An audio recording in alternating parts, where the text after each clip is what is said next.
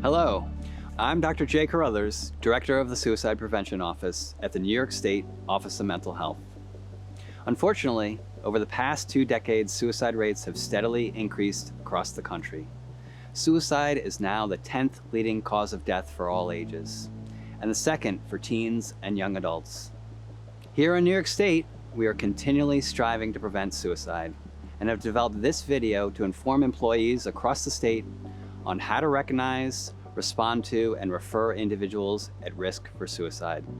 This 20-minute video will illustrate how all of us can learn to recognize the warning signs for suicide in people we know, have just met, or in ourselves. While the topic of suicide can be uncomfortable to discuss, once we recognize the signs, we can learn how to reach out and respond, as well as refer people for help. We all have a role to play in preventing suicide. Thank you for devoting your time and attention to this important topic. By the end of this training, you will be able to describe the 3 R's to prevent suicide. Recognize. Be aware of warning signs that someone might be considering suicide. Respond. Engage with that person in distress by speaking up and listening. Refer. Connect that person with professional help.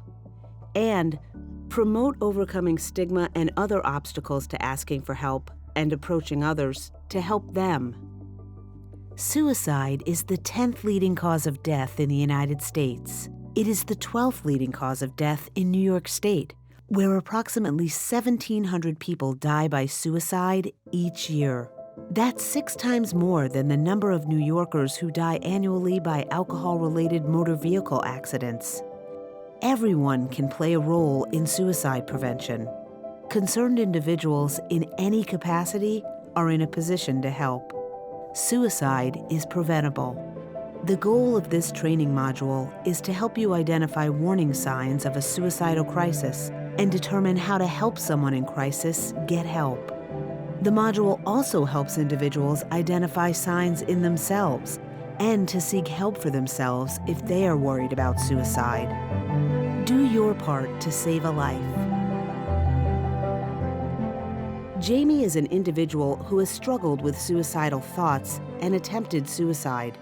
He describes how he began to have suicidal thoughts in his 20s that worsened as his drinking increased. The first time I had suicidal thoughts or suicidal ideation was when I was 27, and I told no one. Suicidal ideation was much more of an obsession leading up to when I was 38 years old, and my drinking was much more severe and much worse than when I was 27. And by this time I knew that I was an alcoholic, and but I couldn't stay sober. And I had been fired from one job, and that was devastating to me. But I remember thinking about suicide every day. Jamie's story is not uncommon. According to the Centers for Disease Control, 132 people take their own life in the United States every day. That's over 48,000 deaths a year. And over the past decade, the suicide rate has risen across nearly every age group. For every death by suicide, it is estimated that there are between 12 to 25 non-lethal suicide attempts. So, it is important that we all take a part in preventing suicide.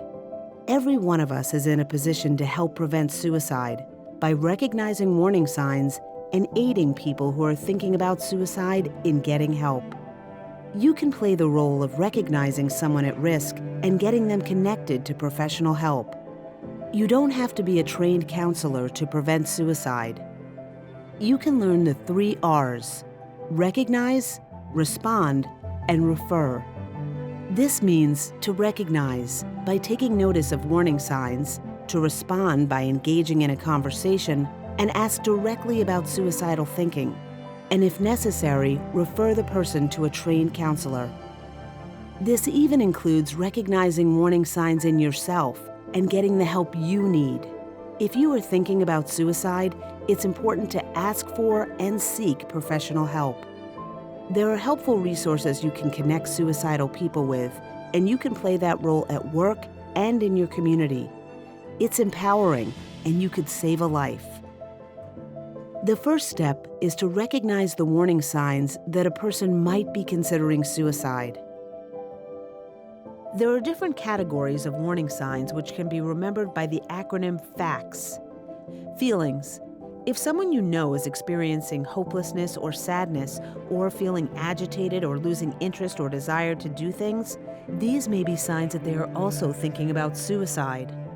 Actions. Individuals who are thinking about suicide might be more likely to engage in reckless or self-destructive behaviors, abuse drugs or alcohol, or perform preparatory behaviors such as putting their affairs in order in preparation for not being around. Changes in behaviors that can be possible warning signs include withdrawing or isolating, sleeping more or less than usual, having trouble eating, bathing, or engaging in self-care. Talking about suicide. A clear warning sign is when an individual makes verbal statements alluding to not being around anymore, such as saying, "People would be better off without me." Situations. Certain situations and life events can increase someone's risk of becoming suicidal, such as a relationship or a job loss, or legal or financial problems. Of course, sometimes people might exhibit these signs without having suicidal thoughts or ideas, but it is better to be cautious and ask the person. Let's take a look at an example, and while you watch, try to recognize the warning signs.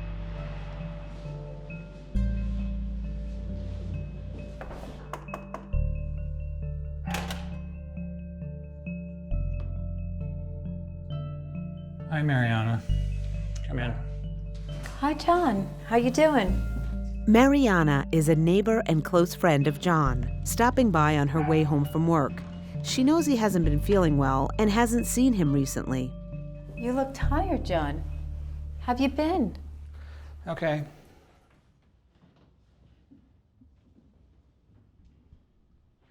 Have you had any issues with your medication lately? No.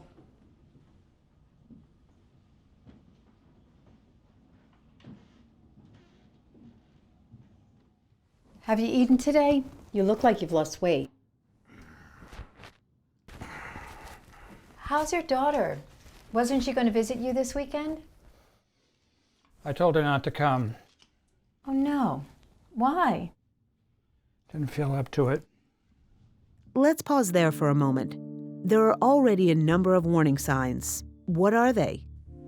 Because Mariana knows John well, Mariana could tell that John seems more tired and downcast than usual. He also seems to have lost interest in eating. Not looking after oneself is an indicator. And finally, John seems to be avoiding his daughter. Withdrawing from friends and family is another sign to look out for. Mariana recognized warning signs in John. Now let's see how Mariana handled the situation. That's not like you, John. Usually your daughter's visits are the highlight of your month. I don't want to see her anymore. Or anyone else. John, that's not like you. What's wrong? It's for their sake. I'm a burden to my daughter and everyone else. It'd be better for them if I wasn't around. Now John is giving even clearer warning signs. He's talking about the possibility of not being around.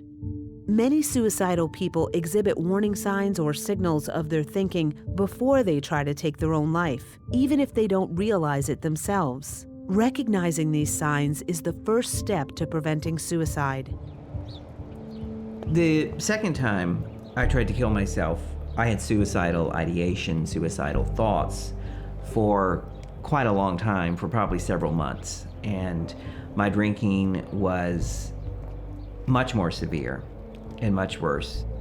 But what was similar was the shame that I was a failure and I couldn't reach out to anyone to tell them what I was feeling because it would also admit failure. And even though I was saying that to myself, I couldn't let anyone else know that. You can see in Jamie's comments that he felt he couldn't let anyone know how much turmoil he was in. Yet there were many outward signs that he was in trouble. If someone had noticed how much he was struggling and reached out, Jamie may have been able to get help and prevent his suicide attempt. You can be in the position of recognizing the signs and helping, even with a stranger. And whether it's with people you know well or with people you've only just met, the first step remains the same: recognizing the warning signs. Sometimes we are in the position of noticing warning signs in individuals we don't know or have just met. For example, perhaps you are waiting at a bus stop or sit down near someone on a park bench or in a waiting room and notice someone upset or crying. This could be a warning sign that may prompt you to ask. Understandably, there are obstacles to initiating this type of conversation with a stranger. You may believe it is none of your business, or that it is an invasion of privacy to inquire, or you may not feel safe. However, if you recognize the warning signs, even if you are unsure, you may save a life by taking the chance to address them directly. As long as it feels safe, you can open such a conversation by casually asking something like, "Is everything okay?" and take it from there if the individual is receptive. Mariana came face to face with someone who was exhibiting warning signs of having suicidal thoughts. Have you ever been in this position? Have you ever been in a position where you were in distress and needed someone to offer a helping hand? Take a moment to reflect on the specific behaviors you saw or experienced that concerned you.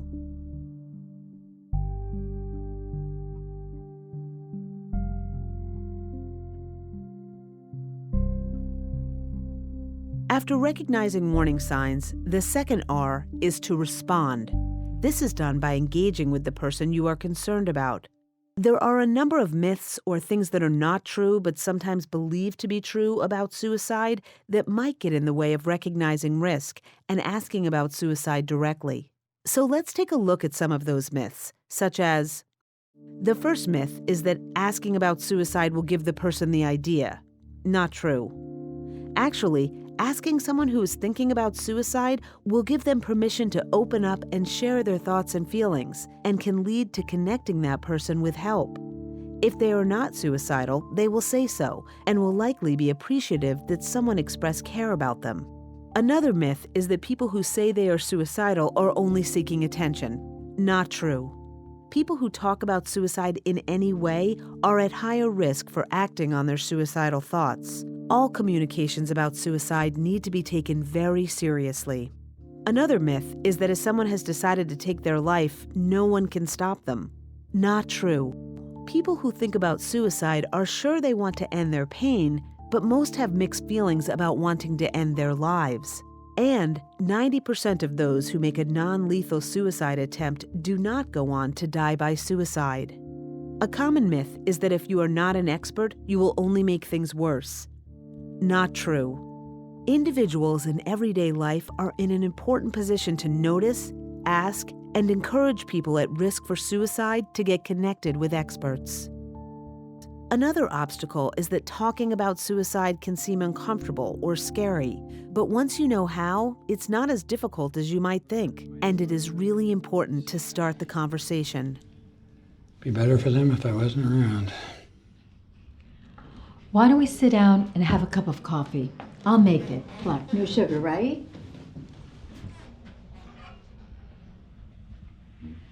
John, lately I've noticed some changes in you and I'm a bit worried. You don't need to worry about me. You seem really down. You know I'm here to help, right? I don't think anyone can help me. Why don't you let me try? Mariana makes John coffee and creates a comfortable place to talk, and she also does 3 really smart things.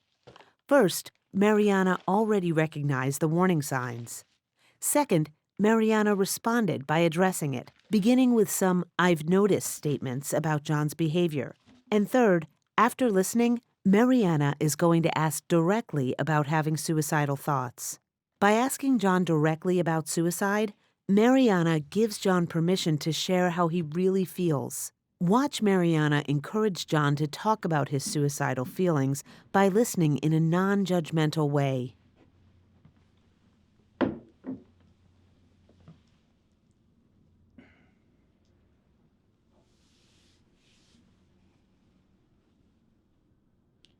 So you've said some things recently that have me quite concerned.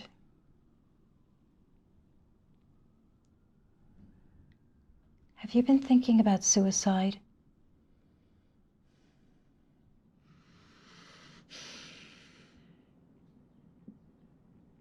How are you feeling now?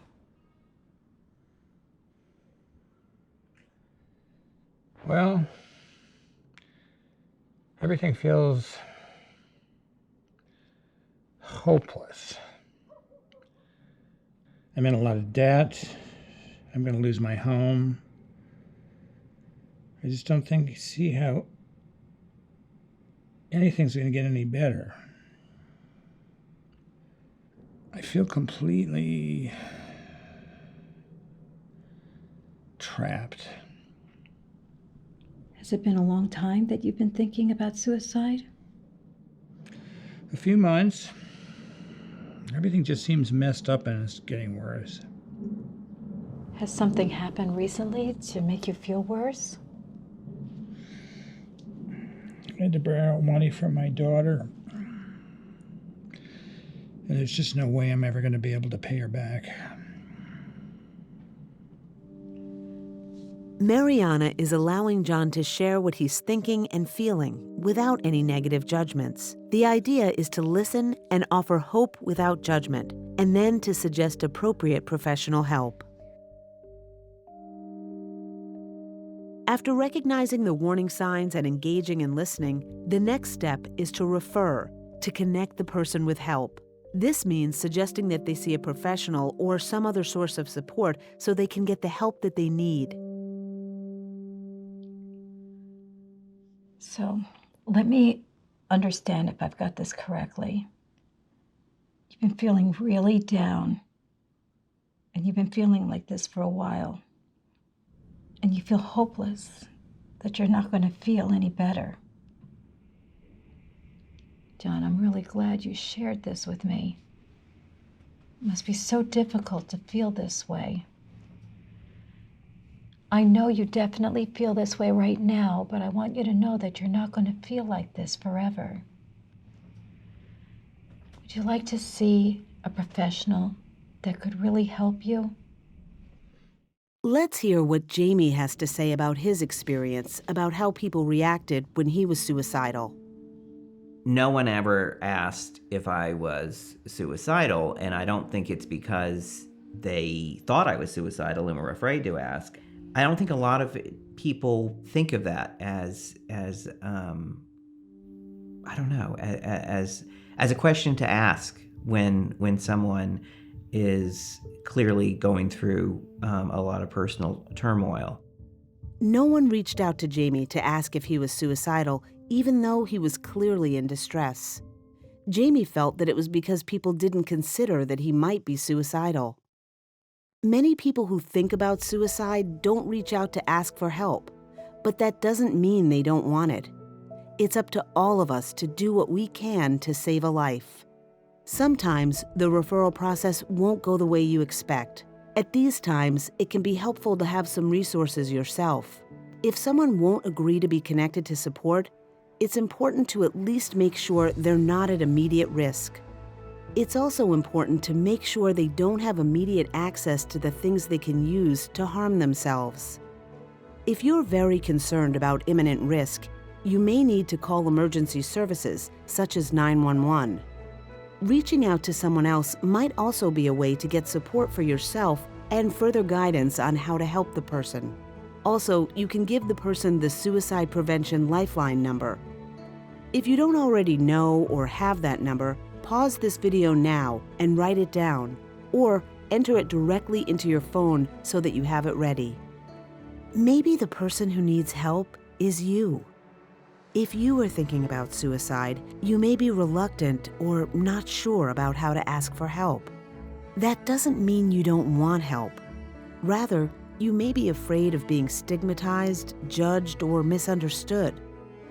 Or you may not want to feel like a burden to someone else. Although it is understandable to have these fears, it is so very important to overcome these obstacles to get help. Sometimes, when people are suicidal, they don't realize how much sadness and hurt their suicide will cause to their loved ones. Take a moment to think about whether there is someone in your life, a friend, colleague, health provider, clergy person, family member, someone you can trust to talk to about your suicidal thoughts. If you don't have that person to reach out to, you should not hesitate to call the Suicide Prevention Lifeline number 1-800-273-8255, crisis text line, text GOT5 to 741-741, call 911, or go to your nearest emergency room. There are trained professionals who can help you. You don't have to be alone with your emotional pain or distressing thoughts and feelings. I think it's important to ask the question, are you suicidal?